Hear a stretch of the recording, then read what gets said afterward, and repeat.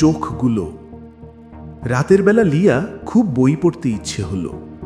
তার প্রিয় বইগুলো ছিল বনের পুরনো ঘরে, যে ঘরটা এখন কেউ ব্যবহার করে না।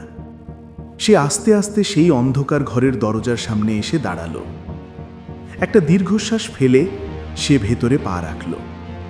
ঘরটা ঠান্ডা আর থমথমে, শুধু জানালা দিয়ে চাঁদের আলো এসে পড়েছে, আর তাতে ঘরের ধুলোবালিগুলো হীরের মতো চিকচিক করছে। বইয়ের তাকটা ঘরের একেবারে কোণায়।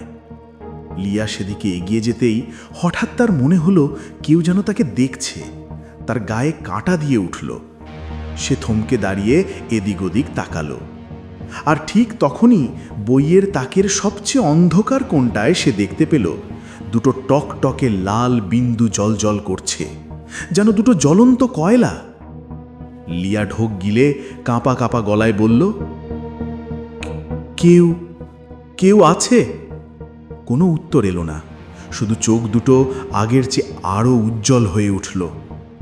হঠাৎ চোখগুলোর চারপাশ থেকে রঙিন ধোঁয়া বের হতে শুরু করল।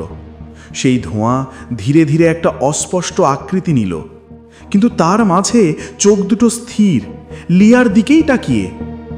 ধোঁয়ার শরীরটা কোনো শব্দ না করে ধীরে ধীরে বাতাসের উপর ভেসে লিয়ার দিকে এগিয়ে আসতে লাগলো। লিয়ার গলা শুকিয়ে কাঠ হয়ে গেল।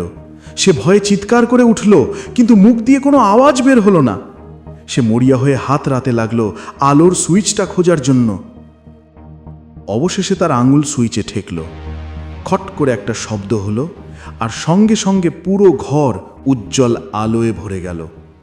লিয়া চোখ খুলে দেখল সামনে কেউ নেই, ধোঁয়া নেই, লাল চোখও নেই।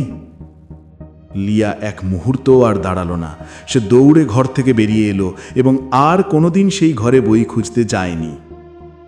মাঝে মাঝে তার মনে হয়, হয়তো অন্ধকারে এখনো সেই চোখ দুটো অপেক্ষা করে